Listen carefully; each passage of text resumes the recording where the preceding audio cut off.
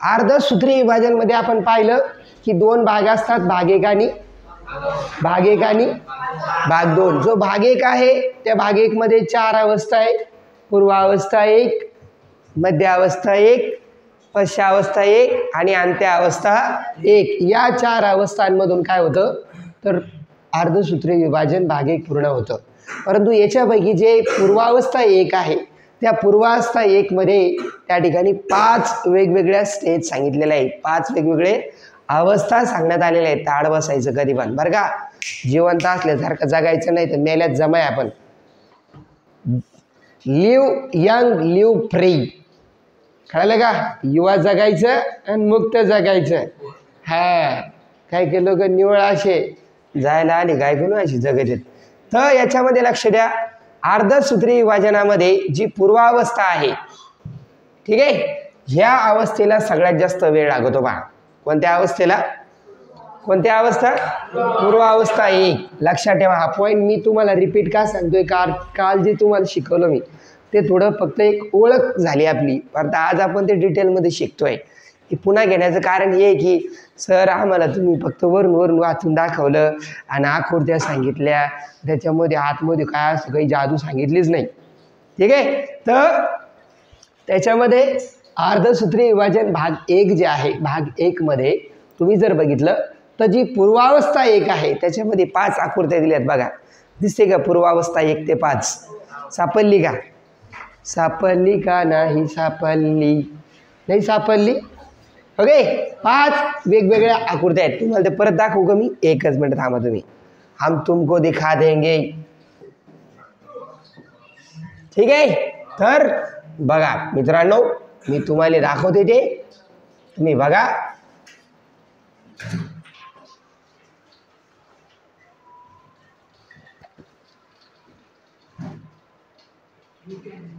ह्याच्या 5 आकृत्या तुम्हाला दिसत आहेत. अर्धसूत्री विभाजन भाग 1 मध्ये 5 आकृत्या. कोणकोणत्या 5 आहेत त्या? पहिली ही आहे, ही दुसरी आहे, ही तिसरी आहे, ही चौथी आणि 5वी. त्याला 5 नावं दिलेत. कोणी दिले ते 5 नावं सांगा बरं. पहिले नाव काय होतं? पहिलं नाव काय होतं? तनुसूत्रता. ही तुमचं नाव काय आहे? तनुसूत्रता आहे. त्याच्यानंतर हे कोणतं आहे? युग्मसूत्रता आहे का? यस, या ठिकाणी युग्मसूत्रता आहे. त्याच्यानंतर मला सांगा तिसरं जे आहे तर हे तुमचं स्थूलसूत्रता आहे. स्थूलसूत्रता. कोणती सूत्रता? स्थूलसूत्रता. त्याच्यानंतर इथं काय? अपगती का पारगती आहे. चौथं काय? लिहिलंच नाही, नावं नाही लिहिले ना. तर ह्या 5 अवस्था आहेत त्या. 1, 2, 3, 4, 5. ह्या 5 याच्यामधून पूर्वावस्था 1 पूर्ण होती. आणि मग ती पूर्वावस्थाच आपल्याला परीक्षा जर विचारण्यात आली तर आपल्याला ते सांगता आलं पाहिजे की त्याच्यात हे जे काही 5 वेगवेगळ्या स्तर झालेले आहेत, 5 वेगवेगळ्या अवस्था झालेल्या आहेत. पूर्वावस्थेमध्ये पण 5 आहे. अवघडच आहे राव. हां, पूर्वावस्थेमध्ये 5 आहे. तेच आपण पाहतोय, तेच आपण पाहूया, ठीक आहे. बघा एकच मिनटं. किधर काय राहू? यस, तर 5 आहे. पहिलं तनुसूत्रता होतं, दुसरं युग्मसूत्रता होतं, तिसरं स्थूलसूत्रता होतं, एक मिनटं, चौथ्याचं नाव आपलं चुकलं होतं. चौथं काय होतं ते? चौथं द्विसूत्रता होतं आणि 5वं होतं अपगती. अशा 5 वेगवेगळ्या अवस्थांमधून अर्धसूत्री विभाजनामधली, अर्धसूत्री विभाजन भाग 1 मधली पूर्वावस्था 1 पूर्ण होते. आपल्याला असं स्टेप बाय स्टेप एंटर करता आलं पाहिजे. आपल्या ब्रेनमध्ये असे फोल्डर तयार झाले पाहिजे. सगळ्या सब्जेक्टचे अभ्यास करणं लई सोपं आहे. Study is very simple but we have to follow the steps for it. त्याच्या काही स्टेप आपण फॉलो केल्या पाहिजे. स्टेप बाय स्टेप झालं पाहिजे.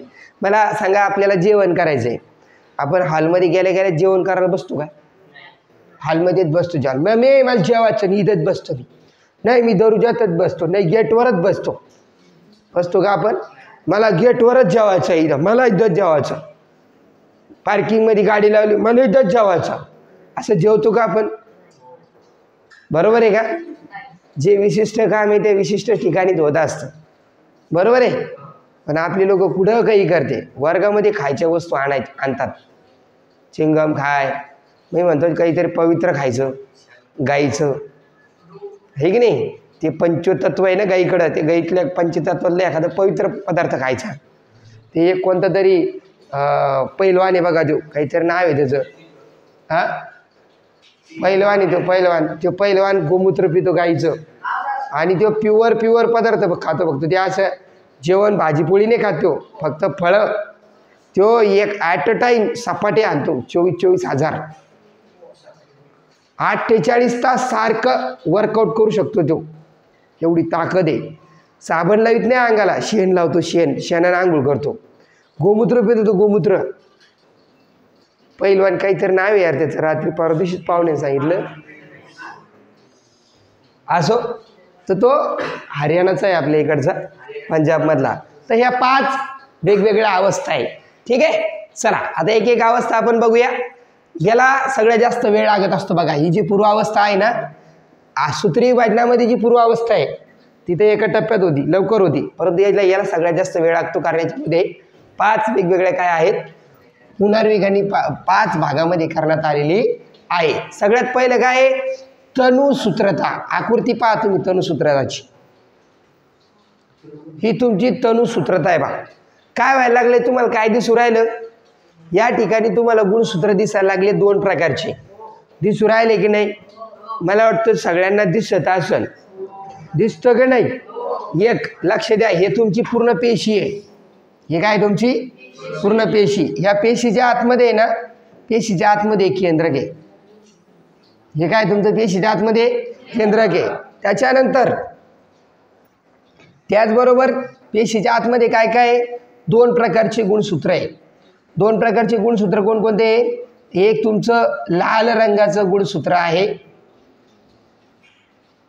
आणि दुसरं जे आहे तर ते हे दुसरं एक गुणसूत्र आहे बघा. ठीक आहे. त्याच्यानंतर तुम्ही बघू शकता इथं तुम्हाला एक छोटी केंद्रिका दिसू राहिली पहा. ही केंद्रिका आहे, म्हणजे केंद्रकाच्या आत पण केंद्रक असतं. केंद्रकाचे काय असतं आत काय असतं, केंद्रक असतं. केंद्रक त्याला केंद्रिका शब्द आहे, छोटा असतं ते.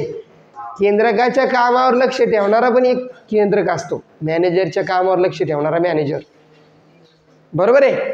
त्याच्यानंतर आता दादा आणखी काय राहिलं, तारा केंद्र राहिलं बघा. तारा केंद्र हे तुमचे तारा केंद्र आहे. ठीक आहे. त्यांचं काम काय, गुणसूत्राचं विभाजन करायचं. स्पायडरमॅन सारखं काम करतात ते. प्रथिनाचे धागे फेकायचे असे, चला गुणसूत्राला विभाजित करायचं. कुठून, या आपल्या गुणसूत्र बिंदूमधून. हे गुणसूत्र बिंदू आहे. आता इथे 2 गुणसूत्र बिंदू आलेत. काऊन 2 आले, कारण 2 वेगवेगळ्या प्रकारचे गुणसूत्र याच्यामध्ये असतात. किती प्रकारचे गुणसूत्र याच्यामध्ये, 2. आता हे 2 कुठून आले, आपल्या प्रत्येकाच्या शरीरात 2 प्रकारचे गुणसूत्र आहे. 2 आहे. ते 2 जणकाकडून आलेले आहे. एक आपल्या मम्मीकडून एक आणि एक पप्पाकडून आलेले आहे. मम्मीकडून 23 गुणसूत्र आलेले आहेत आपल्या बॉडीमध्ये, आणि पप्पाकडून 23 गुणसूत्र आलेले आहेत. हे 23 ज्यावेळी कंबाईन झाले तर 23 आणि 23 काय होते, 46 होते. परंतु आपली जी पुढची पिढी येणार आहे, ती पुढची पिढी येत असताना आपल्या शरीरामध्ये फक्त विभाजन होऊन ह्या 46 पासून काय होतात, 2 जोड्या तयार होत्या वेगवेगळ्या 2 प्रकारच्या. 23 गुणसूत्राची एक आणि 23 गुणसूत्राची एक असते. मग याच्यापैकी काय होतं, हे जे विभाजन होणं आहे ना, हे विभाजनला म्हणतात तुमचं अर्धसूत्री विभाजन. आपल्या शरीरामध्ये जे 46 गुणसूत्र आहे, ज्या पेशीमध्ये 46 गुणसूत्र आहे, त्याच्यापासून 23 गुणसूत्राची जोड्या असलेलं शुक्रपेशी आणि अंडपेशी तयार होण्याची जी प्रक्रिया आहे, त्याच्यासाठी हे होणं गरजेचं आहे, अर्धसूत्री विभाजन.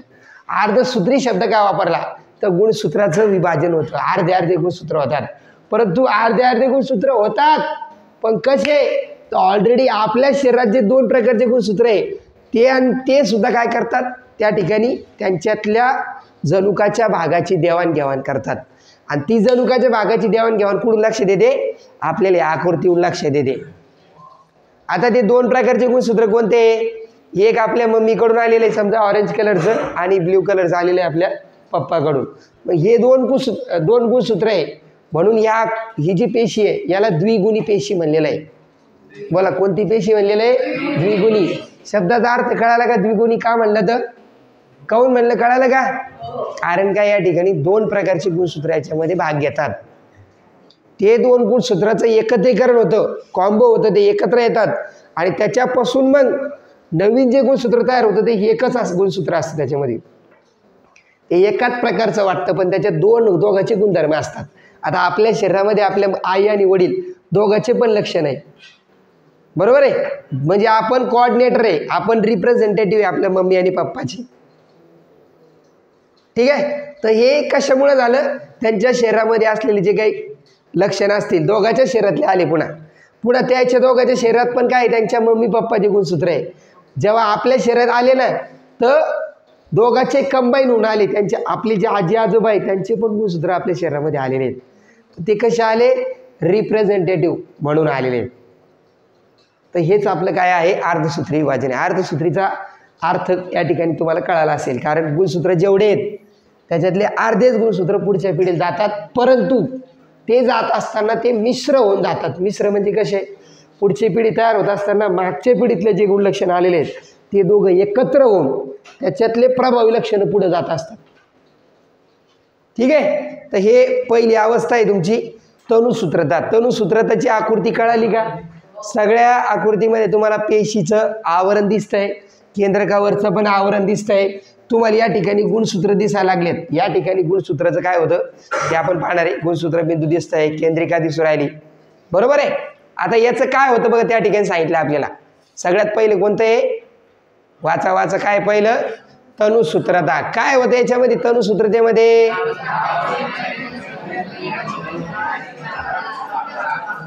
यस, तुम्ही ती पहिली आकृती पाहू शकता. पूर्वावस्था 1 ते 5 मधली पहिली आकृती, आणि तुम्ही त्यामध्ये बघू शकता की त्या ठिकाणी तुम्हाला दिसून येईल की गुणसूत्राचं काय होतंय ते घट्ट होत चाललेले आहेत. हे आपण हाच विषय डिस्कस केलेला आहे सूत्री विभाजनामध्ये सुद्धा, की गुणसूत्र जे आहे ते गुणसूत्राचं काय होतं? वलीभवन होतं. वलीभवन होतं म्हणजे काय होतात? ते घट्ट व्हायला लागतात, जाड व्हायला लागतात. अगोदर ते बारीक धाग्यासारखे लंबे असते, बरोबर आहे. नंतर ते काय होतात? आखूड व्हायला लागतात आणि घट्ट व्हायला लागतात. तेच इथं शब्द थोडा फिरून दिला. गुणसूत्र काय होतात? घट्ट होतात. आपल्या शरीराच्या प्रत्येक अवयव संस्थेच्या, प्रत्येक अवयवाच्या, प्रत्येक ऊतीच्या, प्रत्येक पेशीच्या त्या ठिकाणी केंद्रकामध्ये जे गुणसूत्र आहेत ते 2 प्रकारचे गुणसूत्र आहेत. काय विचार करा ना, काय शरीर आहे आपलं. केसापासून पायाच्या नखापर्यंत किती अनंत पेशी आहेत. त्या प्रत्येक पेशीच्या आतमध्ये अत्यंत लहान पेशी, अत्यंत लहान आहे. त्या पेशीच्या आतमध्ये काय आहे? केंद्रक आहे. आणि त्या केंद्रकाच्या आत काय आहे? गुणसूत्र आहे. गुणसूत्र बी एक प्रकारचे नाही आहे, 2 प्रकारचे गुणसूत्र आहे. तिथं आपल्या शरीराची वाढ होणार, आपल्या शरीराचं काय होणार हे सगळं तिथं ठरलेलं आहे. Where it is decided? It is decided in the nucleus of the cell. शरीराच्या इथून इथपर्यंत ठरलेलं आहे आपल्या शरीराचं काय होणार आहे, काय काय बदल होणार आहे ते पण ठरलेले आहे. त्याच्यावर मॅटर करतं, पण आपले विचार पण मॅटर करतात. आपले विचार, आपला आहार, आपलं वागणं, आपलं राहणीमान मॅटर करतं. This all things matters on our health. ठीक आहे, लक्ष द्या. ओके, लिहू नका. तर पहिलं मला वाटतं हे कळालं तुम्हाला. तनुसूत्रतेमध्ये काय होतं की गुणसूत्र घट्ट होऊन ती अधिक स्पष्ट दिसायला लागतात. कशी स्पष्ट दिसायला लागतात? आकृतीमध्ये तुम्ही बघू शकता. ही गुणसूत्र जे 2 प्रकारचे गुणसूत्र तुम्हाला दिसतात या ठिकाणी. हे दोघंही अगोदर बारीक धाग्यासारखे होते, ते कसे झाले? घट्ट व्हायला लागले, जाड व्हायला लागले आता, बरोबर आहे. आणि त्या ठिकाणी एवढा शब्द जर सांगितला तर हे होतं तुमचं तनुसूत्रता. याच्यामध्ये गुणसूत्र ही अधिक घट्ट होऊन अधिक स्पष्ट दिसायला लागतं. 2 शब्द महत्त्वाचे. घट्ट होतात, जवळजवळ येतात, आणि काय व्हायला लागतात? काय व्हायला लागतात? हां, स्पष्टपणे दिसायला लागतात. पहिली गोष्ट, गुणसूत्र हे फक्त पेशी विभाजनाच्या वेळेला दिसतात. इतर वेळेला तुम्हाला ते पेशीच्या आतमध्ये पाहिलं ते सापडणार बी नाही, ते त्याचे काम चालू असतं. They are working, they are work. ठीक आहे, पुढं चालायचं. यालाच इंग्लिशमध्ये काय शब्द दिलेला आहे? लिप्टोटिन म्हणलेलं आहे, बरोबर आहे. याच्यामध्ये दुसरं काय आहे? दुसरं आहे तुमचं युग्मसूत्रता. युग्मसूत्रतेमध्ये काय होतं? वाचू शकतो आपण की या अवस्थेमध्ये सजातीय गुणसूत्राची जोडी तयार होऊन युगुल गुणसूत्रे बनतात. याला काय म्हणलेलं आहे? अणुबंधन म्हणलेलं आहे. काय म्हणलेलं आहे? अणुबंधन म्हणलेलं आहे. ठीक आहे. अणुबंधन म्हणजे काय? सिनॅप्सिस म्हणतात बघा. आता युगल गुणसूत्र काय तयार होतं किंवा सजातीय गुणसूत्राची जोडी कशी तयार होते बघा, ते आपल्याला त्या ठिकाणी सांगितलेलं आहे. बघा तुम्ही बघू शकता आकृतीमध्ये, तुम्हाला समजेल. मग हे बघा, याला युग्मसूत्रता म्हणलेलं आहे. युग्मसूत्रता म्हणजे काय? ती गुणसूत्राची जोडी तयार होते बघा. हे बघा, हा जो एक प्रकारचं गुणसूत्र आहे लाल रंगाचं आपण घेतलं होतं, आणि दुसरं कोणतं आहे? दुसरं हे निळ्या रंगाचं गुणसूत्र आहे. याची काय हो राहिली? जोडी तयार होते, म्हणून त्याला शब्द काय वापरला? युग्म. युग्म म्हणजे जोडी, जोडी तयार होते. त्याला शब्द दोन दिलेले आहे. काय शब्द दिले त्याला? शब्द दिलेला आहे, हा शब्द दिला त्याला अणुबंधन किंवा सिनॅप्सिस म्हणलेला आहे. ठीक आहे.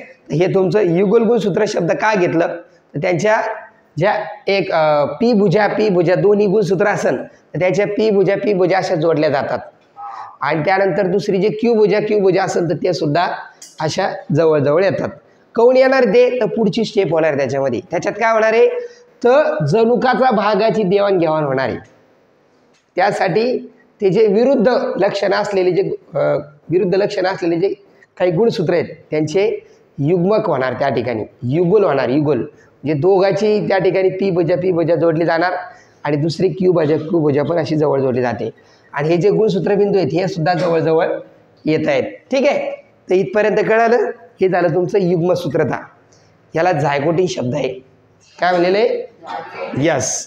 त्याच्यानंतर आता हे झालं, त्याच्या पुढची स्टेज काय आहे? तिसरी स्टेज. तर तिसरी स्टेज आहे तुमची स्थूलसूत्रता. काय होतं स्थूलसूत्रतेमध्ये? या अवस्थेमध्ये पुनर्संयोग पारगती म्हणजे सजातीय गुणसूत्रांच्या विजोड गुणसूत्र जोडीमध्ये जनुकीय देवाणघेवाण होते. याला शब्द दिलेला आहे तुम्ही तिथं पुस्तकामध्ये की जनुनिक विचरण किंवा जनुकीय विचरण होतं. जनुकाचं देवाणघेवाण होते. आता ते निळ्या रंगाचे जे गुणसूत्र आहे ते काय करतात? त्यांच्या गुणसूत्राचा काही भाग, जनुकाचा भाग काय करतात? लाल रंगाच्या गुणसूत्रामध्ये टाकतात, देवाणघेवाण होते. आणि लाल रंगाच्या गुणसूत्राचा क्यू भुजा असेल किंवा पी भुजाचा भाग असेल तो काय होतो? देवाणघेवाण त्या ठिकाणी होतो. आणि सजातीय गुणसूत्र पारगती असलेल्या भागात काय होतात? जोडीनेच राहतात त्या ठिकाणी. बघा, पारगती जिकडे झाली त्या ठिकाणी सुद्धा ते गुणसूत्र काय होतात? जोडीनेच राहतात. बघा हे ठीक आहे. या ठिकाणी हे तुम्हाला जर दिसून येत नसेल तर मी तुम्हाला याला काय करतो? आकृती तुम्हाला समजून सांगतो. या ठिकाणी थोडंसं एवढं तर लक्ष द्या फक्त, हे तारा केंद्र द्विगुणित व्हायला लागलेलं आहे फक्त इथं एक गोष्ट. दुसरी गोष्ट, हे जर दिसत नाही मी तुम्हाला सांगतो काय असतंय. ठीक आहे. आता दोन प्रकारचे गुणसूत्र होते. एक गुणसूत्र होतं निळ्या रंगाचं, बरोबर आहे, आणि दुसरं गुणसूत्र कोणतं होतं? लाल रंगाचं. आता हे दोन रंग रिप्रेझेंट काय करतात की बाबा दोन गुणी द्विगुणी आहे. या ठिकाणी काय होतं तर ओके,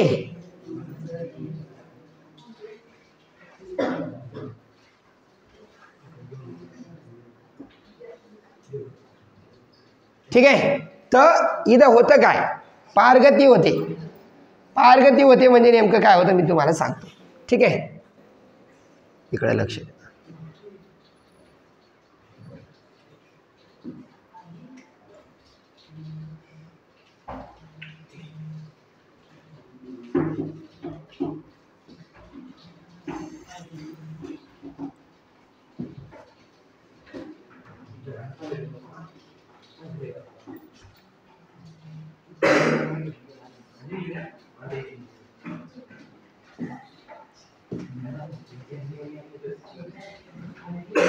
काही समजू राहिलं का? थोडं समजलं काय झालं?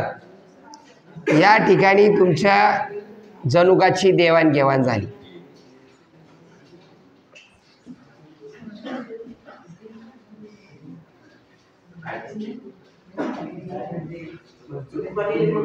जनुकाच्या भागाची काय झाली? देवाणघेवाण झाली. यालाच काय शब्द दिला आहे? याला काय म्हणलेलं आहे? कोणतं सूत्रता म्हणलेलं आहे? बोला बोला बोला, कोणतं सूत्रता म्हणलेलं आहे? स्थूल सूत्रता शब्द याला. एक मिनटं, कोणता सूत्राचा शब्द याला?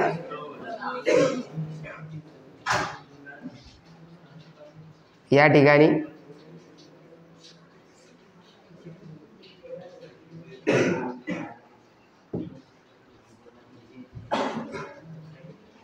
असं होतं. कमिंग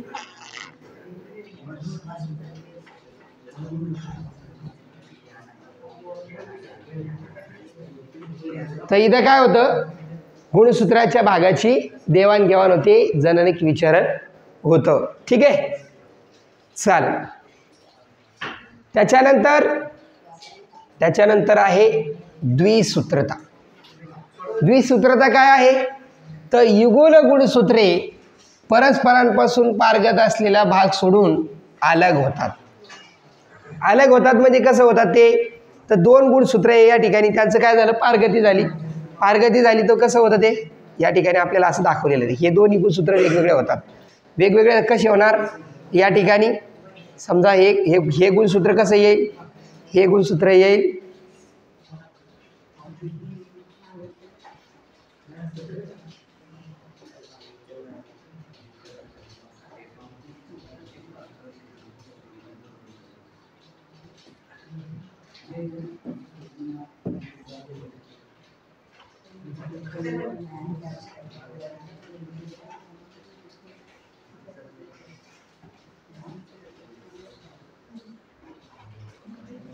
काय झालं?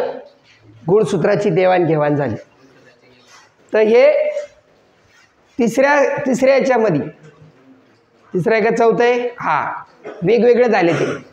बघा तुम्हाला याचे थोडाफार तरी कलर चेंज झालेला दिसत असेल, बरोबर? तर हे या ठिकाणी काय होतात? वेगवेगळे होतात. कसे वेगवेगळे होतात आपल्याला या ठिकाणी दिसून येतं. जे जणू का अगोदर एकाच प्रकारचे कसे होते? समजा एक गुणसूत्र असं होतं, ह्या रंगाचं होतं, त्याच्यात बघा काय बदल झाला. आणि दुसरं जे होतं ते निळ्या रंगाचं, म्हणजे दुसऱ्या प्रकारचं जे गुणसूत्र होतं. आता बघा या दोघात काय फरक दिसू राहिला का तुम्हाला? दिसू राहिला काही फरक? याच्या दोघांमध्ये काय झालेलं आहे? जननिक विचरण झालेलं आहे. ही गुणसूत्राची देवाणघेवाण झालेली आहे. आता हे होतं आपल्या कोणत्या अवस्थेमध्ये? चौथ्या अवस्थेमध्ये. त्या चौथ्या अवस्थेला काय शब्द आहे? चौथ्या अवस्थेला शब्द आहे द्विसूत्रता. आणि द्विसूत्रता झाल्यानंतर पाचवी गोष्ट आहे अपगती. अपगती म्हणजे काय होतं? काय सांगितलं अपगती म्हणजे? बघा या ठिकाणी अपगती म्हणजे काय सांगितलं शेवटचं, की या अवस्थेमध्ये गुणसूत्राचे पूर्णपणे घनीकरण होते आणि तुर्कतंतू निर्माण होते. या ठिकाणी पहिल्या याच्यामध्ये सुरुवात झाली होती घनीकरणाला. ते गुणसूत्र जाड अधिक घट्ट एकमेकाजवळ येत जातात. या दरम्यान केंद्रिका आणि केंद्रकावरण दिसेनासे होते. याच्यातलं केंद्रकावरण आणि केंद्रिका काय होते? नाहीसे होते. जसं आपण मध्य अवस्थेमध्ये पाहिलं होतं सूत्री विभाजनाच्या, की त्या ठिकाणी केंद्रकावरण आणि हे बघा याचं नाहीसं व्हायला लागलं. केंद्रकावरण आणि केंद्रिका तर गायबच झाली, चहा प्यायला गेली काय पुढं. तर त्या ठिकाणी तुर्कतंतू जे आहेत तर ते तयार व्हायला लागलेले आहेत. एक मिनटं, अपगती माझे. ठीक आहे. तर ह्या 5 आपल्या छोट्या पूर्वावस्थेचे भाग आहेत. हे आपल्याला जर कळाले तर भरपूर काय झालं. पहिल्या याच्यात काय होतं? गुणसूत्राचं घनीकरण होतं. दुसऱ्या याच्यामध्ये काय सांगितलं, की त्याचे युगल गुणसूत्राच्या जोड्या तयार होतात. सजातीय गुणसूत्राच्या जोड्या तयार होतात. गुणसूत्र बिंदू जवळ येतात, त्रिभुजा त्याच्या जवळ येतात.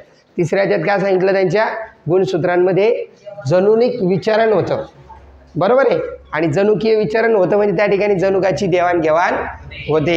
त्या गुणसूत्राच्या काही भागाची काय होते? जनुकातील देवाणघेवाण होते. आणि त्याच्यानंतरचा याच्यामध्ये काय झालं? गुणसूत्राचं जनिक विचारण झालं. चौथी अवस्था कोणती होती? द्विसूत्रता. त्याच्यामध्ये ते काय होतात? वेगवेगळे होतात. आणि त्याच्यानंतर शेवटच्या याच्यामध्ये वेगवेगळे झाल्यानंतर तुर्कतंतू तयार होतात, केंद्रकावरण नाहीसे होतात, गुणसूत्राचं घनीकरण पूर्ण होतं. ठीक आहे. जर तुम्हाला ही पूर्वावस्था विचारली भाग 1 पासून तर 5 पर्यंत त्याचे नावं लिहिता आले पाहिजे. पाठीमागे रिकाम्या जागेमध्ये एक प्रश्न विचारलेला आहे, की पूर्वावस्थेच्या या अवस्थेमध्ये या ठिकाणी जननिक विचारण होतं. सांगा बरं कोणत्या याच्यात जननिक विचारण झालं? जननिक विचरण कोणत्या याच्यात झालं? पहिल्या तनुसूत्रतेत झालं का युग्मसूत्रतेत झालं का द्विसूत्रतेत झालं का अपगतीमध्ये झालं? कुठं झालं जननिक विचरण? स्थूल सूत्रतात. त्याचा आन्सर स्थूल सूत्रत आहे. लक्षात आलं का? त्याचा आन्सर काय आहे? स्थूल सूत्रत आहे. अशा पद्धतीने ही पूर्वावस्था एक पूर्ण झाली की नंतर बाकीचा जो भाग आहे, बाकीचा भाग आपल्या कशासारखा आहे? सूत्री विभाजनासारखाच सारखाच सारखाच आहे. ठीक आहे. याच्यामध्ये आपल्याला एक चेंज करायचा होता. आपल्याला काय करायचं होतं? आपल्याला पुस्तक उघडायचं होतं. याला काय शब्द दिलेला आहे? द्विसूत्रता. यस. याला काय नाव दिलेलं आहे? अपगती. वेगवेगळे झाले, तुर्कतंतू तयार झाले. ह्या 5 अवस्था सांगितल्या. गुणसूत्राचं घनीकरण झालं, गुणसूत्राच्या युगल गुणसूत्राच्या जोड्या तयार झाल्या, जननिक विचरण झालं, वेगवेगळे झाले गुणसूत्राचं जननिक परिवर्तन झाल्यानंतर, आणि मग त्या ठिकाणी तुर्कतंतू तयार झाले. तुर्कतंतू कसे तयार झाले? या आपल्या तारा केंद्रांनी त्या ठिकाणी गुणसूत्र बिंदूंना जोडेल अशा प्रकारे काय केलं? त्या ठिकाणी तुर्कतंतू सोडले. आता पुढं काय होणार? मध्य अवस्था. सगळे गुणसूत्र अपगती झालेले ते काय होईल? सगळे समांतर येतील. कशाला समांतर येतील? विषुववृत्तीय प्रतलाला समांतर येतील आणि मग त्याचं विभाजन होईल. कुठं विभाजन होईल? ते पश्चावस्थेमध्ये. पश्चावस्थेमध्येच काय सांगितलं की त्या ठिकाणी गुणसूत्राचं विभाजन होऊन त्याच्या जोड्याच्या विरुद्ध ध्रुवांना ओढल्या गेल्या. त्याचबरोबर त्या ठिकाणी एक विषुववृत्तीय प्रतलाला समांतर अशी खाच तयार झाली आणि खाच तयार झाल्यानंतर त्या ठिकाणी त्याच्यापासून 2 पेशी तयार झाल्या. जे विरुद्ध ध्रुवांना गुणसूत्र ओढले गेले त्याच्याभोवती काय काय तयार झालं? केंद्रक आवरण सुद्धा तयार झालं. आणखी एक शब्द ते ॲड करू शकता त्याच्यात, केंद्रिका सुद्धा तयार झाल्या. अशा पद्धतीनं अर्धसूत्री विभाजन भाग 1 मध्ये या ठिकाणी एका पेशीपासून एका द्विगुणी पेशीपासून, द्विगुणी का म्हणलं कळालं का? कारण त्याच्यामध्ये 2 वेगवेगळ्या प्रकारचे गुणसूत्र आहेत. आणि जेव्हा नवीन ज्या 2 पेशी तयार झाल्या ह्या एकगुणी पेशी असतात. आता ह्याच एकगुणी पेशीपासून दोघीपासून पण सूत्री विभाजन होणार. या दोघीचं काय होणार? सूत्री विभाजन. सूत्री विभाजनासारखं जे ते आपल्याला या ठिकाणी सांगितलेलं आहे. आपल्याला या ठिकाणी डबल डबल दिसतंय बघा. ह्या 2 पेशी कोणत्या आहे? ज्या इथं तयार झाल्या आपल्या अर्धसूत्री विभाजन भाग 1 मध्ये. ह्या 2 पेशी तयार झाल्या त्याच्यापासूनच काय होतं या ठिकाणी? काय होतं या ठिकाणी? तर ही आपली अर्धसूत्री विभाजन भाग 2 होतं. मग या दोन्ही पेशी ज्या आहेत याचं पूर्वावस्था 2, याच्यामध्ये काय होणार? तर याच्यामध्ये एक गुणसूत्राचं घनीकरण होणार. बरोबर आहे? ते घट्ट होणार. मग नंतर मध्यावस्थेमध्ये ते विषुववृत्तीय प्रतलाला समांतर येणार. त्या ठिकाणी तारा केंद्र द्विगुणित होणार. केंद्रकावरण नाहीसे व्हायला सुरुवात होणार. केंद्रिका नाहीशी व्हायला सुरुवात होणार. इथं केंद्रिका गायब झाली, त्याच्याबरोबर केंद्रकावरण पण गायब झालं. बरोबर आहे? नंतर जे गुणसूत्र आहे तर ते विषुववृत्तीय प्रतलाला समांतर आले. त्याचबरोबर तारा केंद्र आणि दिलेल्या गुणसूत्राच्या गुणसूत्रबिंदू यांच्यामध्ये काय तयार झाले? तुर्कतंतू तयार झाले. मग नंतर काय झालं? पश्चावस्थेमध्ये या गुणसूत्राच्या गुणसूत्रबिंदूमधून तुर्कतंतूने काय केलं? विभाजन केलं आणि विरुद्ध ध्रुवांना ते गुणसूत्राच्या जोड्या ओढल्या. आता याच्यामध्ये एकच गुणसूत्र यायला लागलं, याच्यात एकच गुणसूत्र व्हायला लागलं. बरोबर आहे? हे सिंगल एकेरी गुणसूत्र याच्यात किती गुणसूत्र होते? 2 होते. पण त्याच्यापासून किती गुणसूत्र तयार व्हायला लागलं? एकच गुणसूत्राची जोडी त्या ठिकाणी एकच दिसू राहिले, एकच गुणसूत्र. म्हणून याला एकगुणी शब्द वापरलेला आहे. मग गुणसूत्राचं विभाजन झालं, विरुद्ध ध्रुवांना ओढलं गेलं. त्याचवेळी विषुववृत्तीय प्रतलाला समांतर अशी खाच त्या ठिकाणी तयार होती. ही जी खाच हा शब्द या ठिकाणी तयार होतो. दोन्ही पेशीमध्ये होतं. आणि दोन्ही पेशी तयार झाल्यानंतर पश्चावस्थेमध्ये विभाजन पण झालं. कशाचं विभाजन झालं? पेशीचं विभाजन व्हायला पण सुरुवात झाली. परिकल विभाजन व्हायला सुरुवात झाली आणि गुणसूत्राचं विभाजन होऊन विरुद्ध ध्रुवांना कुठलेच गुणसूत्र सारखे नाही बा. कोणत्याच याच्यातले? ह्या 4 पेशी तयार झाल्या. याच्यापासून 2 तयार झाल्या, याच्यापासून 2 तयार झाल्या. अशा 4 पेशी तयार झाल्या. त्याच्यावरती केंद्रकावरण पण तयार झालं, केंद्रिका पण तयार झाली आणि तुर्कतंतू नाहीशी झाली. अशा पद्धतीनं एका द्विगुणी पेशीपासून अगोदर 2 एकगुणी पेशी तयार होणार आणि ह्या 2 एकगुणी पेशीपासून आणखी 4, दोघांपासून डबल, एकापासून 2 अशा 4 एकगुणी पेशी या ठिकाणी तयार होतात. ठीक आहे? हे आकृती